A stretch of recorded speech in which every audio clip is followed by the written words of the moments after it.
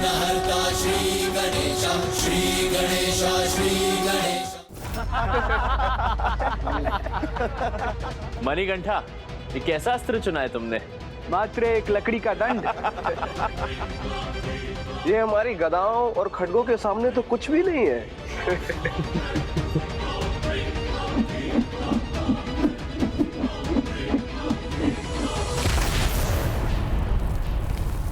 मित्रों, गुरुदेव की शिक्षा मत भूलो।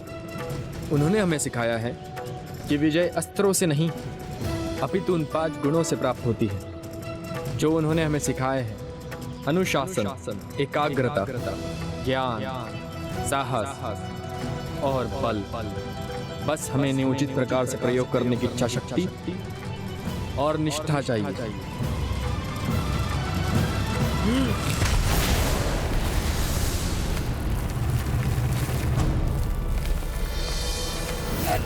करेंगे हम, यज्ञ करने वाले ऋषियों का अंत करेंगे हम। यज्ञ करेंगे हम, यज्ञ करने वाले ऋषियों का अंत करेंगे हम।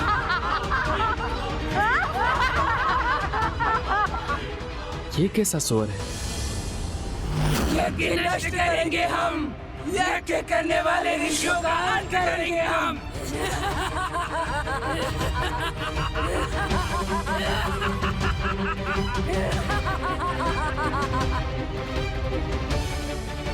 अब मेरे सामने 2 चुनौतियां हैं। गुरुदेव का दिया कार्य संपन्न कर यज्ञ पर छाए संकट को दूर करना है, और ये दोनों कार्य मुझे एक साथ करने होंगे। यज्ञ नष्ट करेंगे हम, यज्ञ करने वाले ऋषियों का अंत करेंगे हम।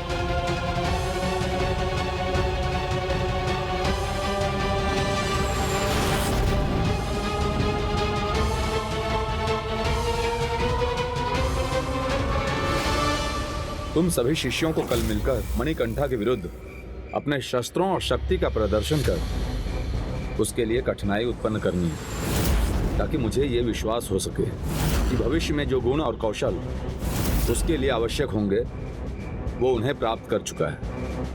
तुम सभी कहते हो उसने सदा तुम्हारी सहायता की है, तो अब तुम्हारे द्वारा उसकी सहायता का समय है। कभी कभी किसी का विरोध करना ही उसकी सहायता करना होता है। जो आज्ञा गुरुदेव।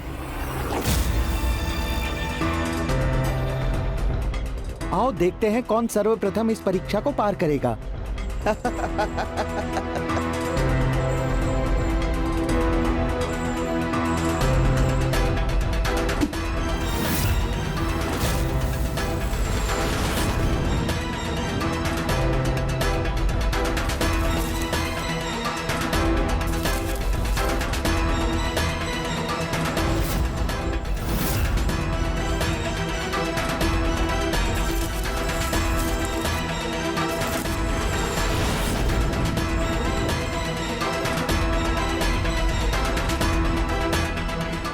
मुझे छोटी से छोटी ध्वनि पर ध्यान देना होगा।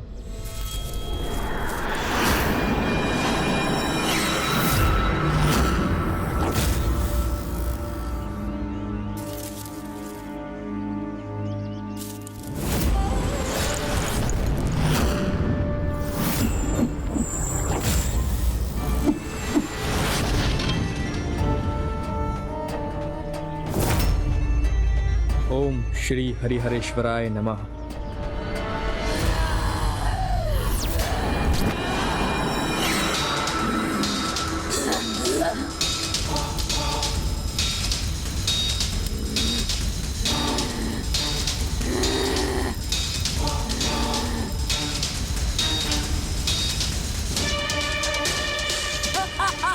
इन तुच्छ ऋषियों के लिए तो मैं अकेले ही पर्याप्त हूँ। अभी इनका यज्ञ भंग करके आती हूँ।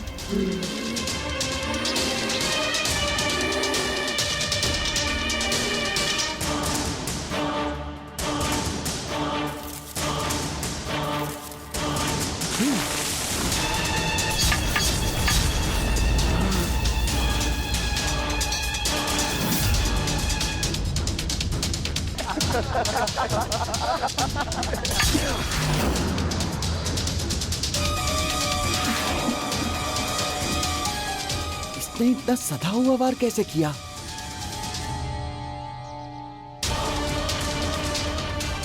अब देखना कैसे एक एक कर सभी को वायु में उड़ा देती हूँ।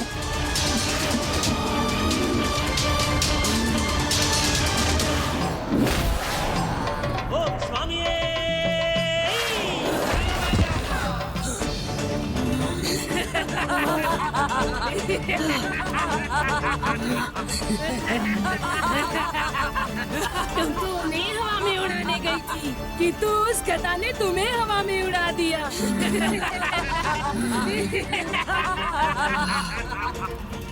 परंतु ये गधा आई तो कहाँ से आई? संभव है ये गधा किसी योद्धा के हाथ से छूटकर संयोगवश तुमसे टकरा गई। तो अब प्रतीक्षा नहीं करनी चाहिए हमें। चलो चल के इस यज्ञ को नष्ट कर दे। चलो।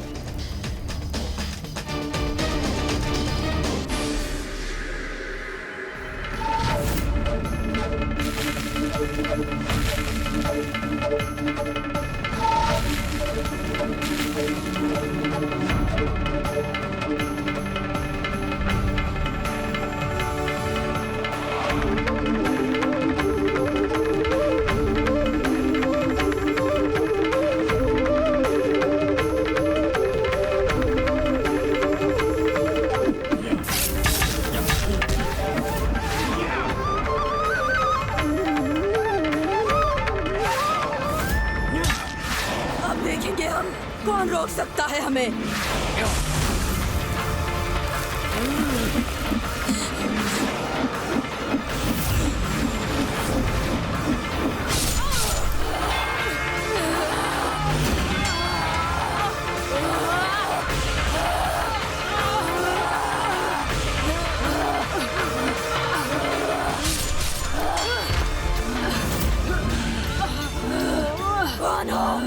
कौन हो तुम? कौन हो तुम जो छुप छुप कर वार कर रहे हो? वो चाहे जो कोई भी हो, इससे पहले कि वो वार करे हमें इस यज्ञ को संपन्न होने से रोकना होगा।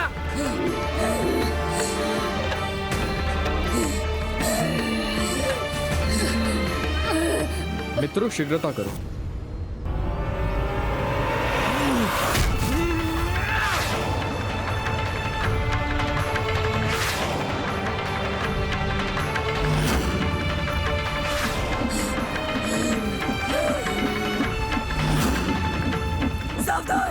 ये अस्त्र हमारी ओर आ रहे हैं।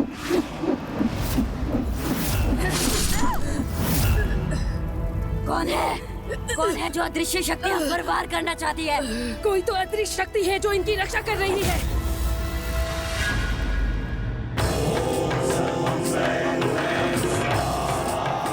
इस मंत्र का उच्चारण तो पूर्णाहुति के ठीक पहले किया जाता है। मुझे जाना चाहिए।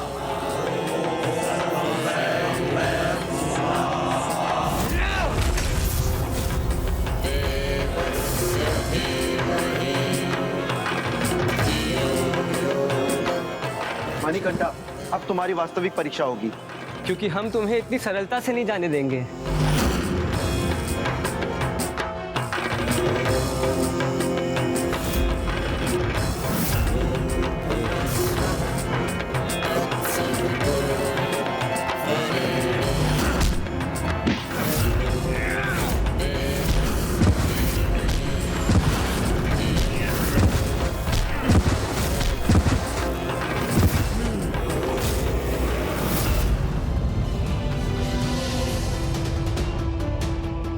धन्यवाद मित्रों, परंतु अब मुझे जाना होगा। शीघ्रता करो मित्रों, यज्ञ समाप्त होने जा रहा है।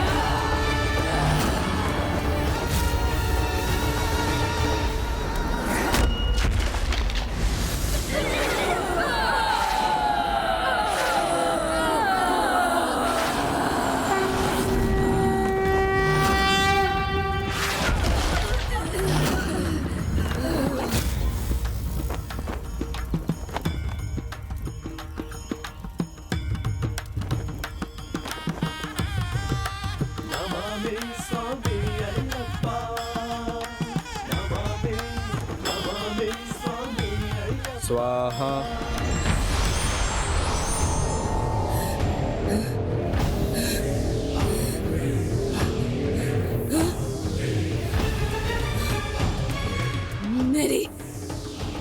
मेरी शक्ति, मेरी ऊर्जा कम क्यों हो रही है?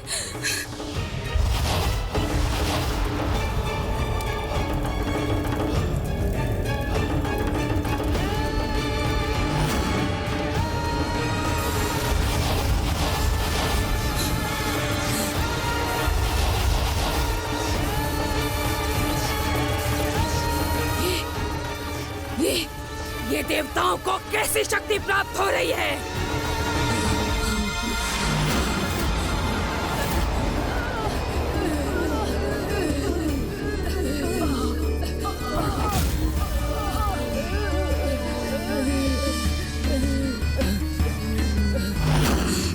महिषी सैनिक होकर भयभीत हो गई।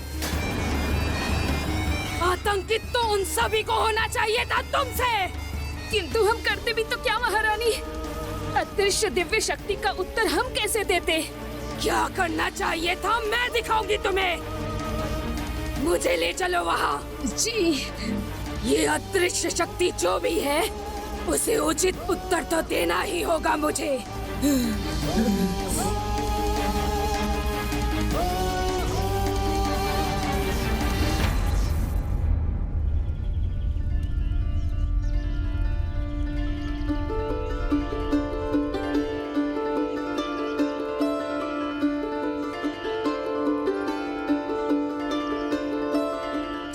यशस्वी भव।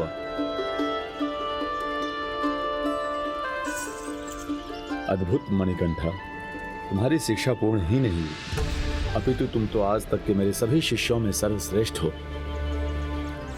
इतना तेजस्वी और मेधावी शिष्य मुझे प्रथम बार मिला।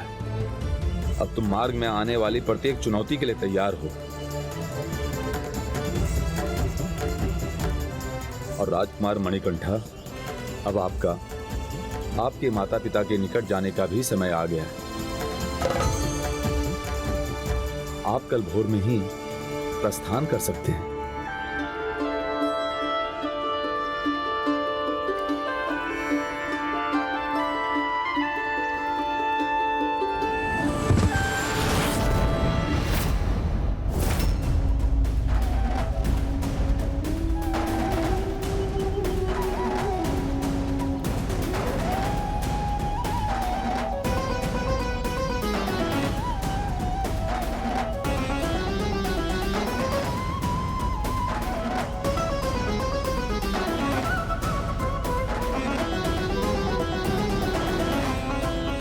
मुझे सदैव ये लगता रहा कि इसकी दृष्टि मुझ पर ही गड़ी हुई है। मुझे अभी भी विश्वास नहीं कि ये बालक देख पाने में असमर्थ है। वो यज्ञ स्थल उन मेघों के पार है महारानी महिषी।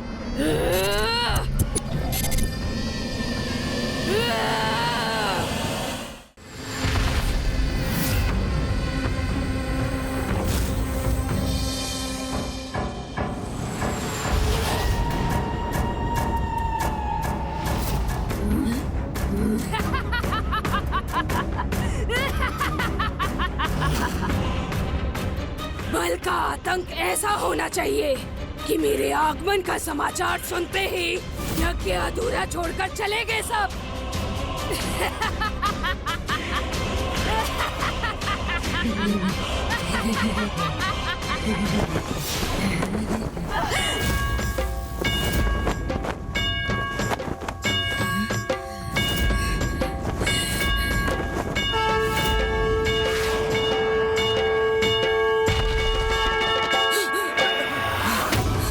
क्या हुआ महारानी महिषी? आप स्वस्थ तो हैं? चलो चलो।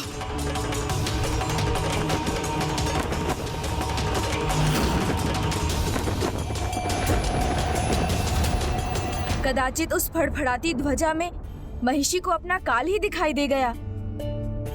फिर क्या हुआ माँ? क्या महिषी और प्रभु में युद्ध हुआ? क्या प्रभु अपने माता पिता के पास लौट आए? अभी नहीं पुत्री, वहाँ से प्रस्थान करने के पूर्व उनके हाथों से एक बहुत बड़ा कार्य होना था, जिससे उनका नाम अयप्पा होना था और उनकी इस महिमा का परिचय संसार को मिले। उसका माध्यम बनने वाला था ऋषि गुरुनाथन का पुत्र सर्वोत्तम।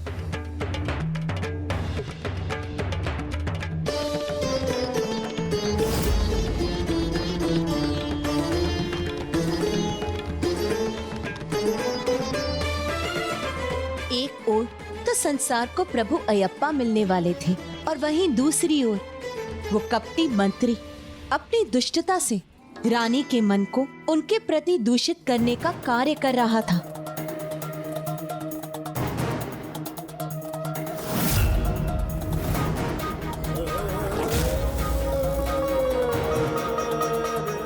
माँ, क्या मैं पिताजी के समान लगता हूँ? हाँ पुत्र, तुम उन्हीं के समान हो। उचित कहा महारानी आपने, एकदम उचित कहा। इनके महाराज बनने से इस सिंहासन की शोभा और बढ़ जाएगी। जय हो महाराज राजराजन की।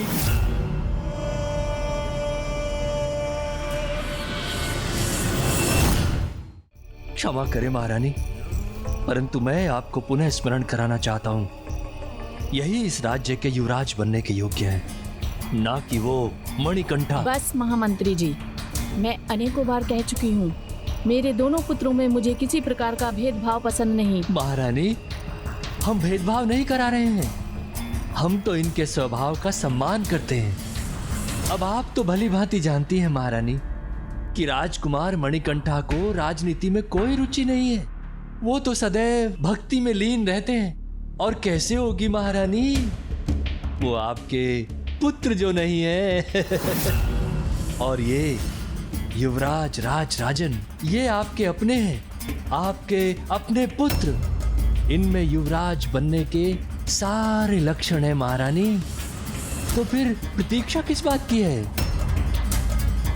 प्रतीक्षा नहीं, स्वागत की तैयारियां कीजिए। महारानी, आपका पुत्र शिक्षा पूर्ण करके लौट रहा है। उसके लौटने पर हमारा परिवार पूर्ण हो जाएगा। ना ना, मेरे होते हुए ऐसा कैसे संभव है भला? ये परिवार पूर्ण नहीं होगा, बटेगा। बड़ा दुष्ट था ये मंत्री। किंतु ये बताइए माँ, क्या रानी माँ वास्तव में माँ मंत्री के बातों में आने वाली थी? हर एक माँ अपनी संतान को सुखी ही नहीं, सदा सुखी देखना चाहती है, और जिसके लिए वो कुछ भी कर सकती है। यही है उसकी ममता, जिसका वो दुष्ट मंत्री लाभ उठाना चाहता था। और वहीं दूसरी ओर प्रभु मणिकंठा अपने गुरु को गुरु दक्षिणा में जो उन्हें सबसे अधिक प्रिय था, वो देकर प्रसन्न करने की तैयारी कर रहे थे।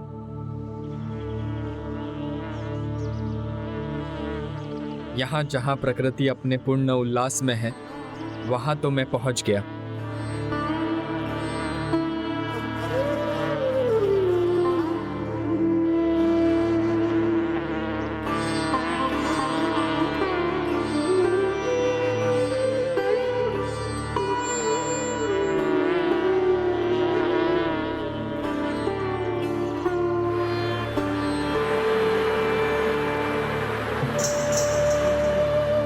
हे पुष्पों के रस से सभी को आनंदित कर मधु का निर्माण करने वाली मधुमक्षिकाओं, आज गुरुकुल में मेरा अंतिम दिन है और मैं अपने गुरुदेव को उनका प्रिय मधु देने का इच्छुक हूँ।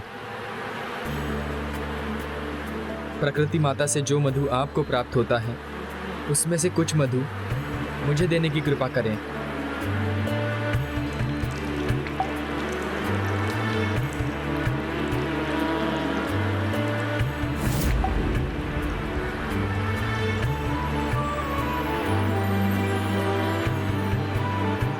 आपका बहुत बहुत धन्यवाद।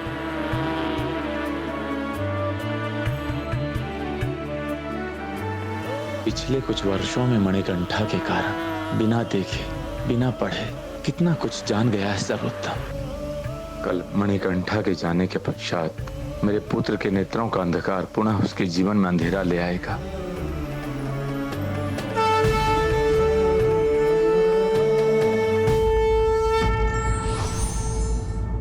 सच्चा ज्ञान व्यक्ति को विनम्र और विनीत बनाता है और ऐसा व्यक्ति सबको प्रिय होता है।